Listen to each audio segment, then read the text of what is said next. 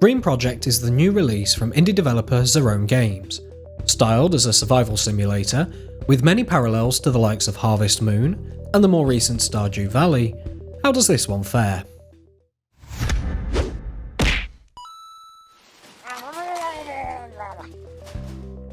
Stranded in space for 300 years in cryostasis, your ship returns you to a post-apocalyptic world, ravaged by a genetically modified fungus. You have two goals. The first is to survive. Naked and alone, you need food and water, both of which are scarce in this world. The second is to drive back the approaching green goop that threatens to consume you and all that you build, by replenishing the now absent vegetation. Getting into the game is simple enough, however a visit to the game's settings is a must. The default keyboard mappings are set to ZQSD as opposed to WASD. This is understandable, with the developer being French. However, the default language is English. Having the default map change based on language selection will be a major help here.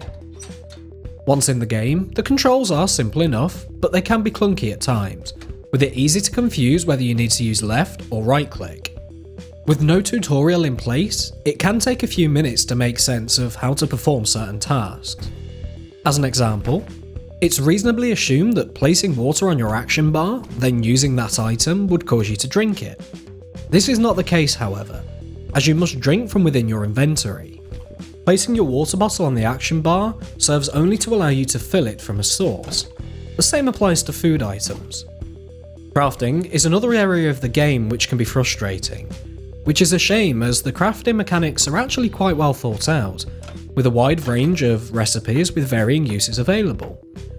The first time I crafted something, however, it took me around 15 minutes, initially believing that it was bugged.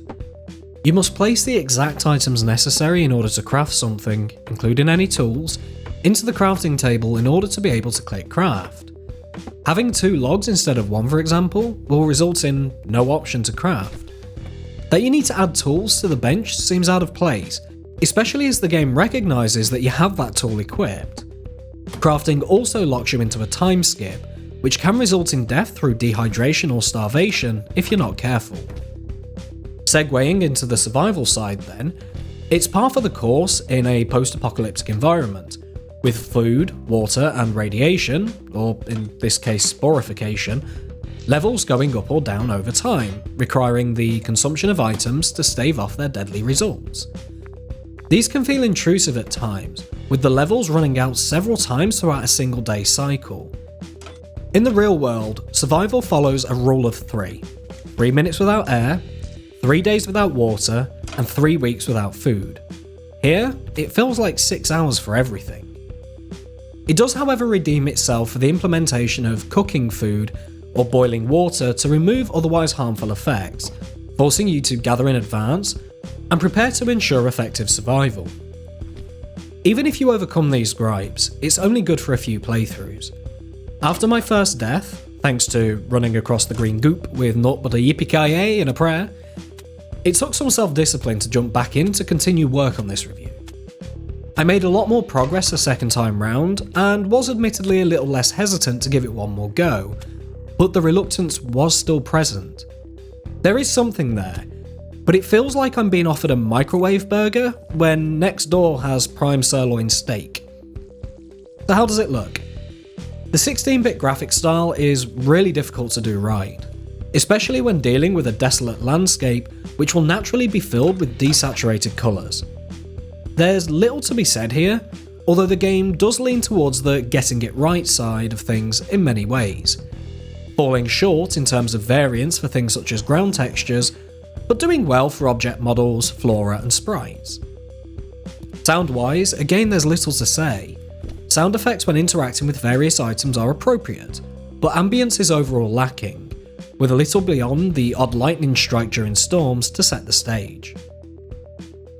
Overall, the premise itself is sound, and Green Project has a lot of potential. However, this feels like a work in progress rather than a full release. Given time and attention, it does have the potential to be a 7 or an 8, and the foundations are there. As it stands, however, it scores 3.5 out of 10 from us. If you manage to land it as part of a bundle, give it a couple of playthroughs, but as a direct purchase, at this time we would recommend that you avoid.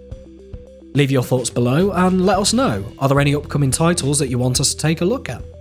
And with that, we thank you for watching and look to catch you next time.